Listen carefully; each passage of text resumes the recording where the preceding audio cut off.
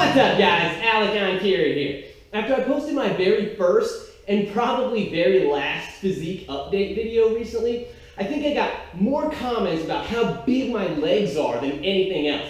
And everyone wants to know what my secret is and how I've managed to build such freakish quads. So today, by popular demand, I'm going to teach you guys how to build huge quads as a natty lifter. And all it takes is a little bit of hard work and a whole lot of dedication.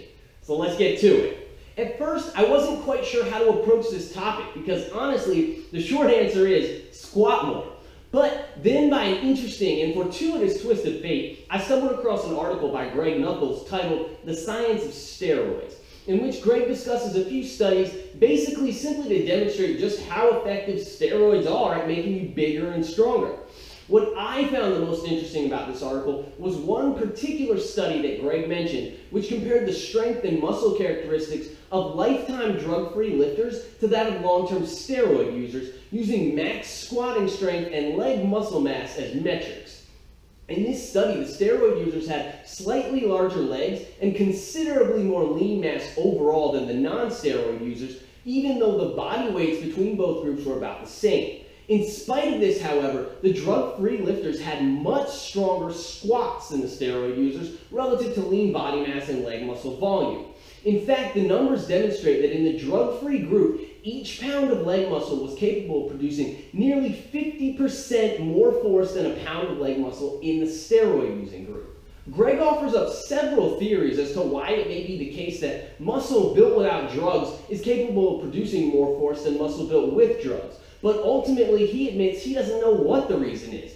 He does, however, acknowledge that part of the reason for this strength discrepancy is likely due to training history. Because whereas the drug-free lifter group was comprised solely of weightlifters and powerlifters, the steroid-using group was composed of a mix of strongmen, bodybuilders, and just plain old gym lifters. Because these ideological differences between the two groups produce different training styles and training histories, it was deemed a confounding factor, essentially a flaw in the study that could be responsible for the results.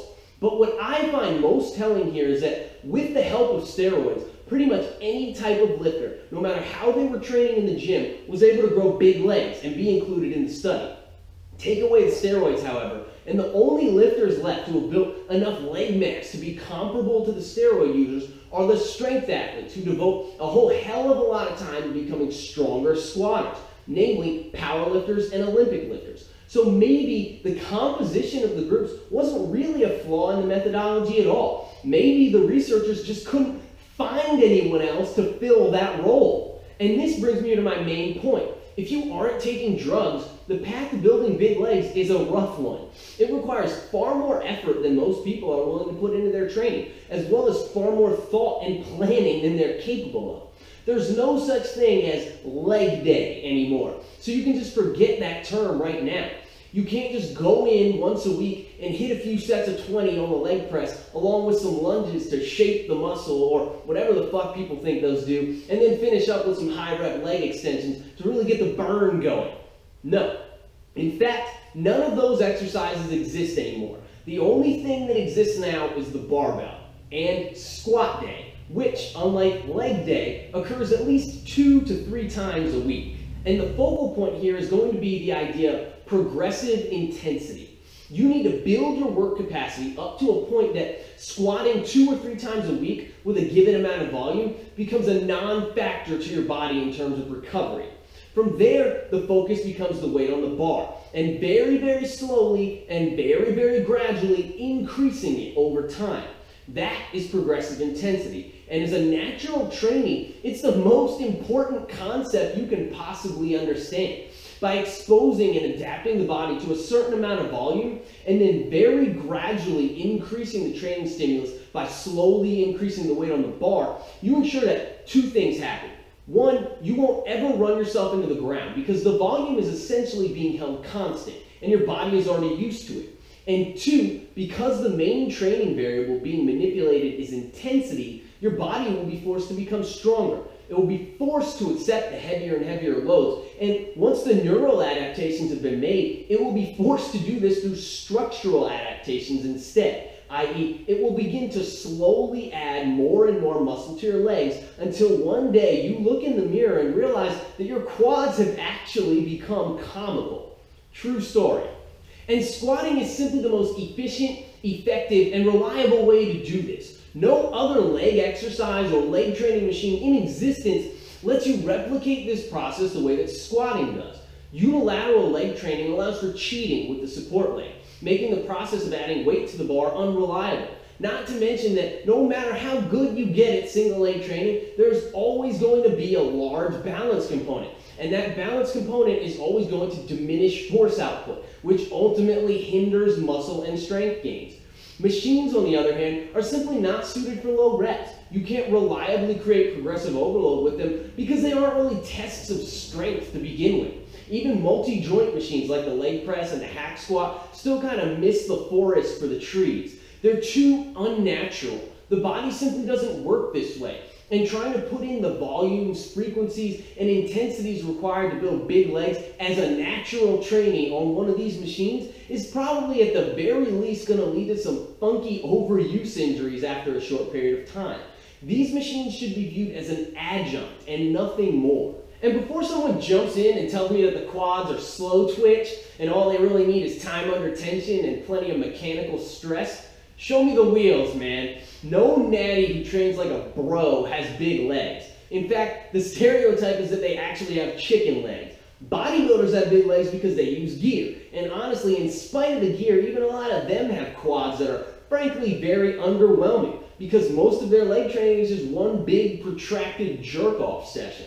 I used to see competitive physique dudes at the gym all the time who had 50 pounds on me and were clearly using, and none of them had legs that were comparable to mine.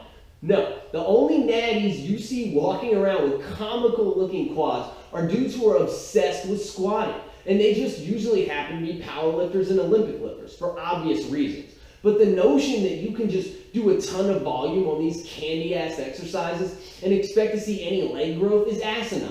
High rep leg extensions do not represent enough of a stressor to the body for it to give a shit about making true structural adaptations. That method only works if you have assistance. Now, I'm not saying you have to become a strength athlete to grow freakish quads. Far from it. You don't even ever have to do a 1 rep max squat or even know what your 1 rep max is. But rather, you should simply borrow the principles that these athletes adhere to and use them to guide you to the light. In my opinion, multiple sets of 3s and 5s, with the majority of your training reps using between 80 to 90% of your approximate max, is going to be your best bet here. If you add 200 pounds to your best 5x3 squat and 200 pounds to your best 5x5 squat, what do you think is going to happen to your legs? My powers of deduction tell me that they're going to be a lot bigger than when you started. And you don't even have to limit yourself to the back squat. As a group, Olympic lifters arguably have the best quads of anyone, and they split their training time and intensity between front squats and back squats. Some of them even put in more work on front squats than they do back squats. But if you have access to a safety squat bar, that also makes for a great variation. And same goes for the cambered bar, which really turns the squat into a different sort of thing. The point is, pick a couple of your favorite variations, pick a couple of your favorite rep schemes, and hammer that shit home a few times a week. But really make it a main priority to become a better and stronger squatter. Again, not by way of your 1 rep max, but by way of your 5x3 and your 5x5 and your 4x6, etc., etc. There are plenty of ways to build and demonstrate strength besides simply tracking your 1 rep max. But to put this into perspective for you guys, I've spent the better part of the last 6 years squatting anywhere from 2 to 10 times a week. I've squatted 405 for 10 sets of 3 in a single session, 375 for 7 sets of 5, 455 for a max set of 5, 470 for a max set of 3, and 530 for a max single in knee sleeves. I've also front squatted 350 for 5 triples, 375 for a max triple, and 420 for a max single. I know all of my personal records for max singles, triples, and 5s, as well as repeat triples and repeat 5s on both the front squat and the back squat. I picked my variations and I picked my rep schemes and then busted my ass for years at trying to improve upon them. And eventually I built a pair of pretty impressive quads. If this sounds difficult, that's because it is. It's not a short-term process, and it's not always going to be fun. But when you come out the other side, not only are you much stronger physically, but you're also much stronger mentally. Your body is more resilient overall, as is your mind. And when you've accomplished something like this, you simply exude confidence in all walks of life. It's a trying and admirable endeavor, and the process itself becomes a form of fulfillment. Or the alternative is to cash in your natty card and pump out a few sets of lame-ass leg presses once a week. You'll build your legs faster that way and with a lot less work, but something tells me that ain't fulfilling. Nor does it build that mental strength I was just referring to. And according to that study I cited earlier, it doesn't even build as much physical strength either. Ultimately, however, the choice is yours. But I will say that instant gratification isn't all it's cracked up to be. Anyway, that's all I got for now, guys. Please be sure to like the video, don't forget to subscribe to my channel, and definitely leave me some love in the comments down below. Other than that, if you enjoy the content I produce, please share your favorite stuff somewhere, and together, let's make Forrest the Wolves Gym one of the biggest fitness channels on YouTube. Keep training hard, and I will catch you guys next time.